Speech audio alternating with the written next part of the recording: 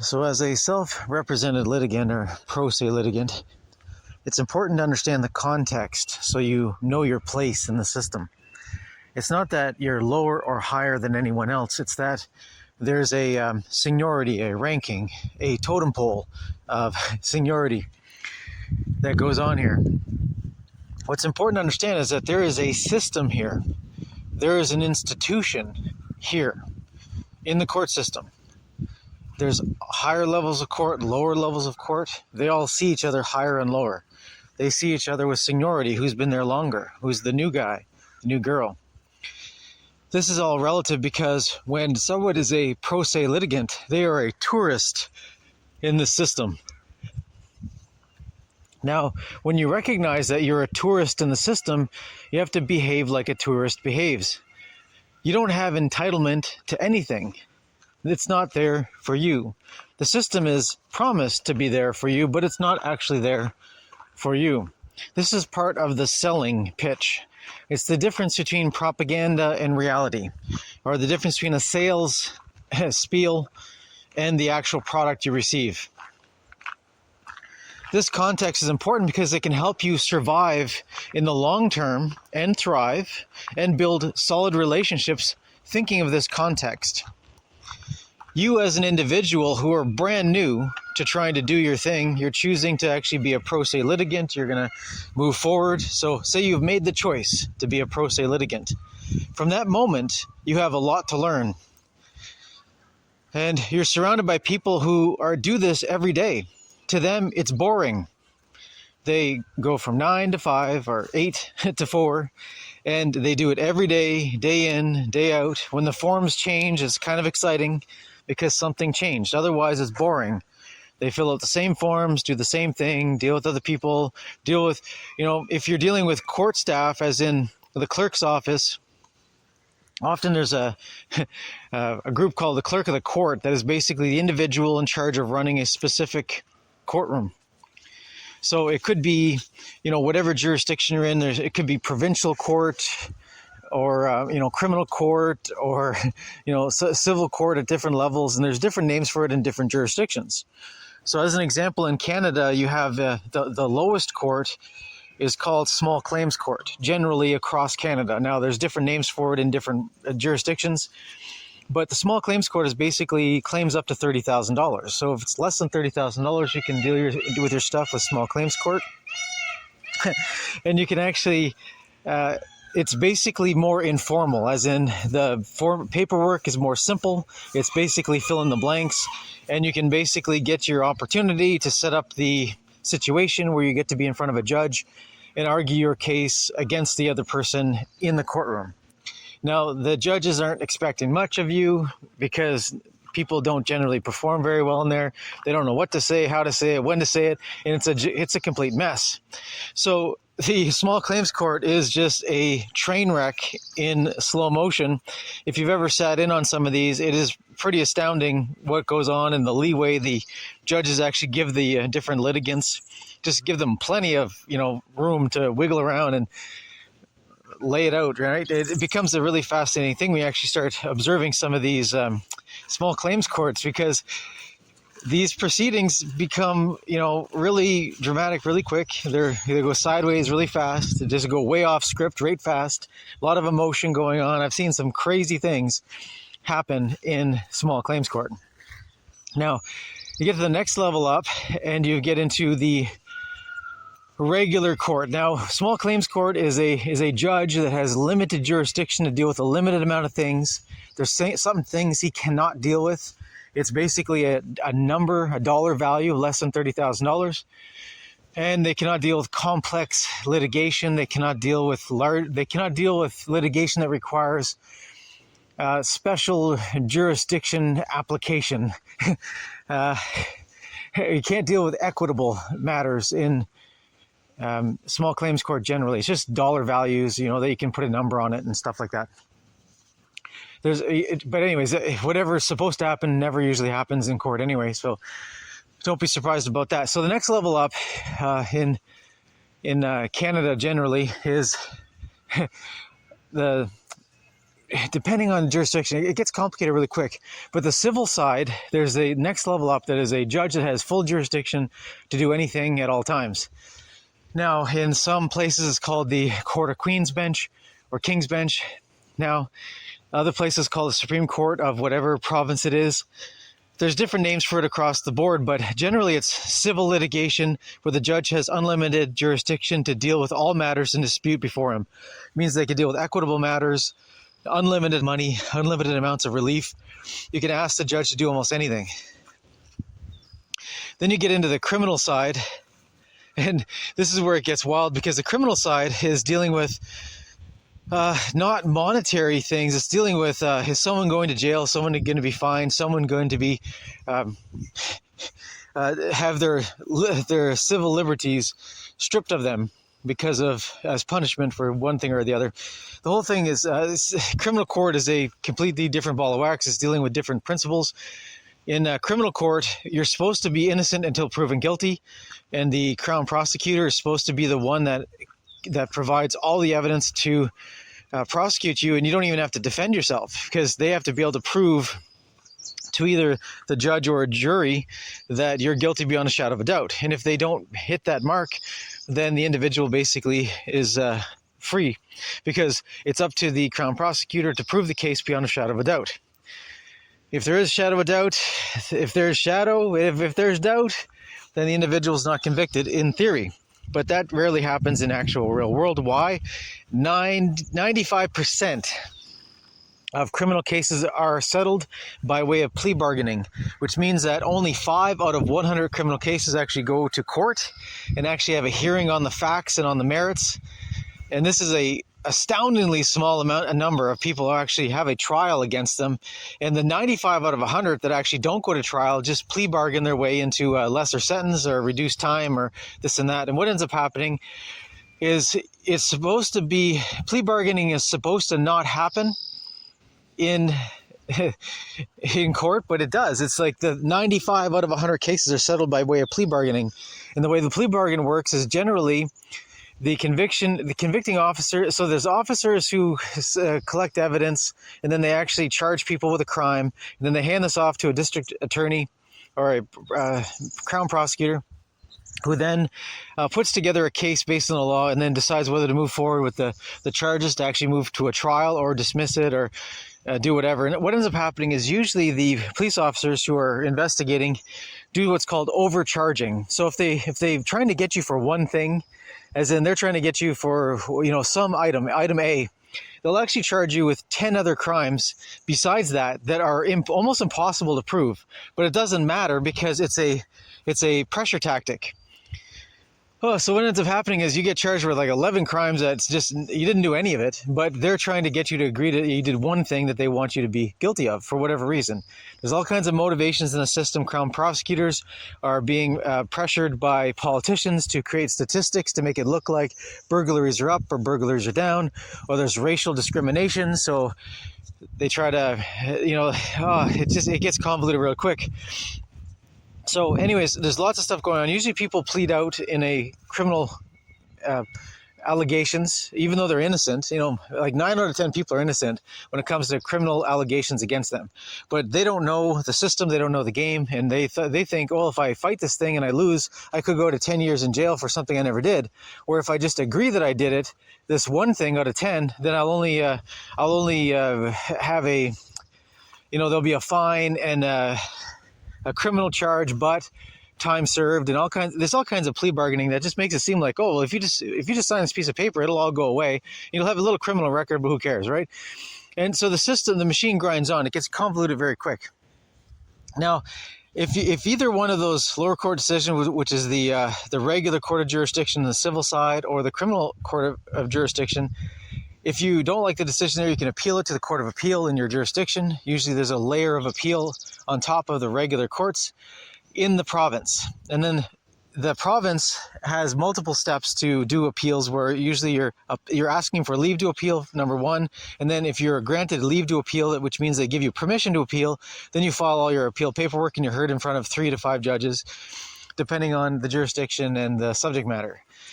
And then if you don't like the appeal decision, you can appeal to the Supreme Court of Canada, but the Supreme Court of Canada only hears 3 out of 100 cases a year. What I mean is that the percentage is 3%. So if there's 100 cases that are all meritorious, that actually qualify for all the conditions to be heard by the Supreme Court of Canada, they only hear 3 out of those 100. But you got to appreciate there's like 10,000 cases filed a year. So only 3% of those are actually heard by the Supreme Court. Now, which ones are heard and which ones not are usually based on politics, right? So there's a group in power that's in government that are trying to get precedents on the books. They're trying to codify woke concepts or achieve some sort of political goal. And so they're using the lawfare of the courts to do it. They'll sue somebody, lose in the lawsuit, but then win an appeal and then lose that and then win an appeal the Supreme Court and get a precedent that goes Canada-wide. It's not supposed to, but it does. The difference between what's supposed to happen and what happens is amazing. Anyways, if someone can get an actual Supreme Court precedent, everyone in Canada believes or generally believes that this precedent applies to everyone in Canada when it does not. A Supreme Court precedent only actually affects the parties in front of the court. But because of the legal theory and jurisprudence and the respect paid to the Supreme Court, that precedent actually applies right across Canada generally, and it can be used in almost any case in Canada from that point on. This is dangerous because when there's ugly, terrible precedent set by political activists, then that applies across Canada in all kinds of ways you can't see coming. And there's other times there'll be a weird case. And I've tracked some of these cases where there's like a weird case where there's a corporation suing another corporation over one sentence of text in a contract. And you're thinking like, why would you spend all this time and energy on one sentence in a contract? Because it turns out that depending on which way it goes, if the one sentence in a contract is agreed by the court to mean A, then the moving party has to pay $100 million. But if the sentence is read in a different way, the way party B wants it to be read, then the other side does not have to pay the $100 million. So sometimes there's like really big dollar values in how a sentence is interpreted by the court. And it really, has a lot of big, deep consequences. Other times there's political ramifications for it, as in if this sentence is interpreted a certain way, then it changes the landscape in the legal field in Canada. So as an example, sometimes there's big corporations that will do logging, and a logging corporation can just clear cut huge tracts of land, and they might cut down, hundreds of trees that are actually illegal to cut down, and the fines for cutting down the tree could be $10,000 to $100,000 for one tree. But the thing is that through lawfare, a company that is a multi-million-dollar company can just just clear cut land. And if they're ever caught for cutting down a tree that was forbidden, then they just go through the process of the lawsuit that will drag on for years. And nothing will come of it, or something will come of it, but it'll be so far down the line, no one even remembers what it was about anymore. So what happens is a large company can just clear cut and cut down hundreds of, legally forbidden trees to be cut down in a tract of land. And the chances are they're not going to be caught. And if they are caught, then they can just play lawfare and drag the case out for 10 years. And eventually some judge somewhere is just going to say, man, this thing's got to go away. So just like pay $10,000 or, $100,000 fine, and we'll just call it a day. And that's what eventually happens. But a small scale tree farmer who's actually like a lumberjack that goes out and cuts trees, if he accidentally cuts down one tree that's incorrect, he can have his entire life destroyed. Why? Because he's only making $60,000 a year, and he can't afford a $100,000 fine for cutting down the wrong tree. And what ends up happening is because the unequal pressure in the system, climate change activist groups can actually go after the small scale tree harvester, the lumberjack, and destroy his life. Actually push forward to actually have him destroyed, have his company seized, his equipment seized, and put him out of business. And it's a win for the climate change activists because they just got rid of a logger. But they never actually go after the big companies because the big companies can play lawfare and have the statistics on their side. They have the money on their side. They can just drag things on forever. But a small guy who's isolated, who if he's trying to hire a lawyer, he'll go bankrupt before he ever sees any resolution on the whole matter. This is where there's unequal application of justice in very strange ways in in the real world. Now, why this all matters is that each level of court, from small claims to regular civil jurisdiction or criminal court or court of appeal or Supreme Court of Canada, all these levels have their own bureaucratic nucleus. There's people who are in there systematically that are in the system, and some have been there for a month, some have been there for 5 years, 10 years, 20 years. We're talking about people, lifetime people who are bureaucrats.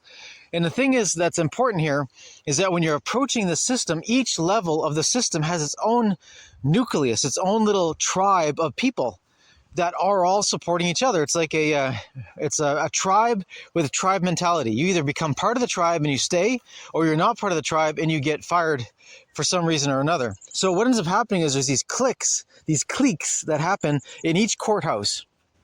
So you can travel across Canada, United States, all over, and you'll find these little cliques where you'll have a really great clerk of the court who runs the place like a train station. Everything's running good. There's no backups, no backlogs. Everyone's competent in doing their jobs. Then you'll find another courtroom that's woke to the max, where they've got some specially appointed clerk of the court that's there because of gender ideology or skin color or whatever, some political appearance, right?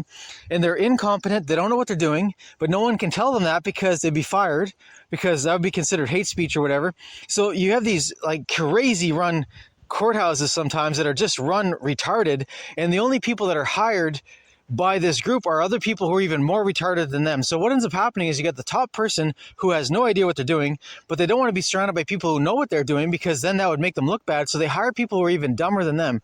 And then those people hire people dumber than them to keep their job safe, because if they hired someone smart, they might get fired because of the smart person taking their job. So it becomes this race to the bottom. And not long ago, it used to be a meritocracy, as in the people who were actually qualified for these jobs got the jobs and then rose up in the ranks based on their ability, their qualities, their propensity for work. They're hardworking individuals. They would actually rise in the ranks. So, I mean, I'm looking back to like the good old days when the courtrooms were actually run by bureaucracies that based on meritocracy. So it was bureaucrats that might have been lifelong bureaucrats, but they were in it, and they were pretty good at what they did. They're good at, they knew what to do, how to fix things. If there was an issue, they could find a way around it because they've seen 100 different ways that things got broke. They know how to fix it. So you actually get these certain bureaucrats that have been there forever, and man, they're like a gold mine, because not only do they know almost everything that is within their field that you need to know from them, but they actually have seen everything go sideways so many different ways. They know how to correct things if they do go wrong. As in, if you filed some paperwork wrong, or something happens, something goes wrong, they can actually help you resolve these issues. That's what's great about the old school kind of meritocratic bureaucrat. Man, those guys are awesome. Those guys and gals are great, because they really help you resolve issues, and they actually get a kick out of the breaking up the boredom, right? Because for them, it's like the same form, same form, same form. And then all of a sudden you come up with some problem that is like, boy, this is a real head scratcher, and they actually like it. Why? Because it breaks up the boredom. They get to use their brain a little bit. They get to think about stuff, and they get to be the hero that help you solve the problem.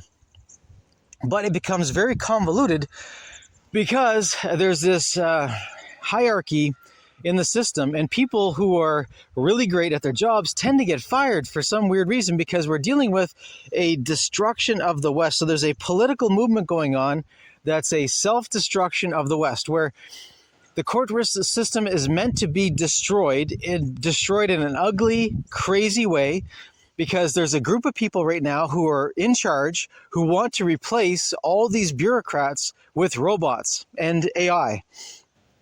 So there's a plan right now to actually replace the entire court system with an AI court system. It's already being done in China right now. There's AI courts there. And in China, you basically, if they want, so the way that it works in China is if the Chinese Communist Party wants to get rid of somebody, they will actually just put the name down on the list and say, okay, we need to get rid of this guy. And then, so the guy needs to be getting rid of. They'll just take that name, put it into the computer. And the computer, they have this investigative computer that will actually do a back investigation as long as their files last, which is sometimes 20 years, sometimes 15, sometimes 10. And they will actually pull up everything on this guy that is possibly to be found within the system in China, which is vast. So then they'll pull up all the data and put it into a specialized database for this specific investigation. Then they'll take all that data and then feed it into another program that is an investigator program. And the investigator program will be given 10 parameters of like, find the 10 most grievous crimes that this individual could be charged with, ranked from the worst to the least. And then the system will go through and find everything the person did that was a crime, going backwards in time for 20 years, and then finding the worst to the least and ranking it in order. And then this file's handed off. So you basically take like 100 gigabytes of data, and then it gets stripped down to like 10 megabytes of just the investigation showing 10 crimes this person did, which may or may not have done, but it just looks like they might have. And then so this file is handed over to a prosecutor, and the prosecutor makes a decision to prosecute or not. And if he's actually given this name to prosecute, he will prosecute. And then he feeds this information into a prosecutorial file, which then translate the file into a computer-ready prosecutorial map that shows everything, all the evidence that actually the state has on this guy. Then they take that prosecutorial map and they feed it into an AI judge. An AI judge program finds the person guilty. And then they just have to go pick him up. So they go pick him up within a couple hours. They know where he is. They know where he is right now. And they just have a team go pick him up, bring him to court. He's officially charged. Within 24 hours, he's officially charged and convicted. And then he's sent off for his sentence, which is usually harvesting, which means that he's convicted of whatever crimes they made up, which may or may not be true. Most of the time, they're not. It's just false positives, because they're trying to make it appear like he did crimes, and then they're building the record. So if anyone looked backwards in time, they just see, oh, this guy was convicted of this, that, and the other thing. There's a whole lot of evidence for it, and no one's going to spend the time looking into what's really going on. Anyways, so this guy is actually driven to the airport where his organs are harvested. His entire body is harvested. No, like all his lungs, his heart, his eyeballs, his liver, everything that can be harvested is harvested live with no anesthetic. He dies. His organs are flown around the world. This is happening every day in China. This is with the AI courts. And the people who are in control of the world right now think it's so great, they want to bring that to every country in the world, and they're bringing it to Canada, they're bringing it to Australia, they're bringing it to the United States, they're bringing it to England.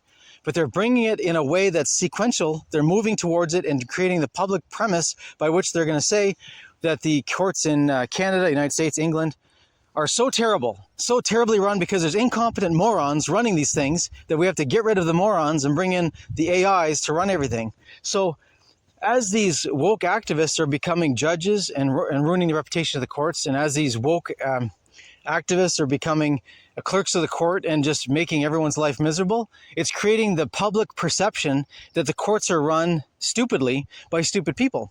And the only way to fix it is with brilliant AI.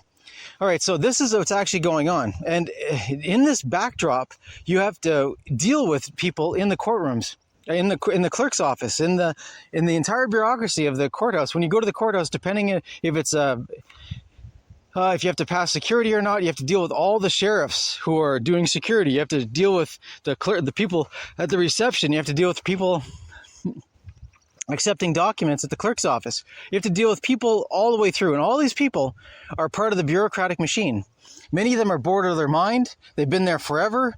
Their life sucks. They're just counting the minutes for the next break to be able to go play on their cell phone or whatever. We're dealing with a weird culture. What's important to understand is that you're dealing with people who are bored out of their mind, and they want to make sure that they're not the one stuck with a hot potato problem. If they're one of the low on the totem pole, people who are just to skate by. You have to recognize who those are. There's people who just want to skate by from day to day, collect their paycheck, and go do whatever they want to do in the evenings. Then there's people who are actually really great at what they do. They're really good bureaucrats. They have a brilliant mind. They can remember things. They can think. I've met a lot of these people. And these people, when you find them, you got to have good relationships with them because they can help you problem solve. The problem is that they cannot officially help you, but they can help you unofficially, which means that if you ask for help, they will give you the information you need to resolve your problem without telling you how to do it. Because if they tell you how to do it, then they're actually culpable for being a part of the thing. And if anything goes sideways and you decide to sue somebody, and it becomes this whole thing. So everyone in the courtroom, in the court system, is worried about being sued personally for giving bad advice. So therefore, no one gives advice. No one can actually give you direction. Why? Because they're all worried because this happens all the time, where you have people who are pro se litigants, self-represented, who don't know what they're doing, who don't spend the time and energy researching, who do not, grasp the bull by the horns and learn from the bottom up. There's a whole group of lazy, terrible, self-represented litigants who give all the other self-represented litigants a bad name. These people are the ones who are just desperately wanting to be told what to do, want their paperwork filled out for them. They want everyone to do everything for them because they're infants.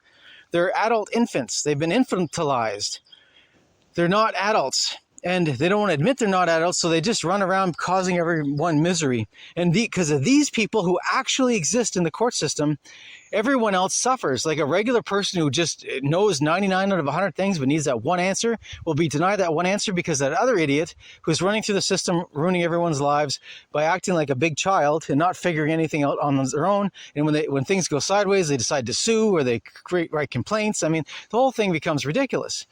So there's a dynamic environment here of good faith pro se litigants. Then there's bad faith pro se litigants who are morons, who are just big children who want everything done for them. And then when things don't go the way they want it, they sue people or they make complaints about people or they just make everyone's life miserable. So even though you might be true as an individual and you have good faith and you're trying to resolve this thing and you're doing everything you can, you spend a lot of time doing a lot of hard work, investigating to the maximum to be able to get to some resolution, you still cannot find the solution to a specific problem. This is where you run into the machinery of the court system. And you have to be careful because you want to make sure that you create good relations. And this is where being a pro se litigant is really important, that you actually are always acting dignified and respectful to other people, because when you show respect by being polite, so when you are a polite individual and you are patient and kind and listen and follow instructions, if you are that person, then people are happy to help you. You build up a relationship where they're happy to help you. And when they know that you're not the kind of person that files complaints or that complains about stuff or is super needy or is a moron, and when they know you're not that type, and when they find out, no, you're the other type, you're the type that actually knows what's going on, you're working really hard, you're acting in good faith, you're asking for help genuinely, and you're following instructions and listening. If they give you leads, you follow them up, and you have this relationship that is polite and cordial and back and forth. When you do this, you will build up over time goodwill in the system, and you will build up generally goodwill. You'll have a reputation that you're building every time you interact with these people, where they know that, okay, that's a good one. Let's help that guy out and move them along in the day. Because when they find someone that they like helping you, but they also want to move things along in the day. They know that, hey, that guy can be efficiently helped because they can just give you what you need and you move on. Whereas as other people that'll walk up to the desk and then ask a question and be there for hours, wanting everything done for them, right? So they know that, okay, when they see someone like you that they like and they know you're efficient, you're good at what you do, you're a good pro se litigant, they're happy to help you. They'll even bump you to the front of the line to move you along. So there's all kinds of benefit in that. And the other thing is when you identify certain individuals, when you identify a bureaucrat that is one of these lazy bureaucrats that's just getting putting their time in to get through the day, you have to identify them for what they are. And those are not the people you go to when you really need a problem solved. You got to figure out who those ones are who are actually the meritorious geeks, who are the legal geeks who actually know all the answers, been there for a while and can figure stuff out. And when you find those people, those are the guys you need to go to when you actually have a problem that really needs to be solved. When there's just regular bureaucracy filing paperwork, you don't need to talk to that person. You don't want to bother them with boring stuff because they deal with boring stuff all the time. You want to bring stuff to their attention that is actually piques their curiosity, that gets their brain working, that flexes their brain muscle a little bit. They like that.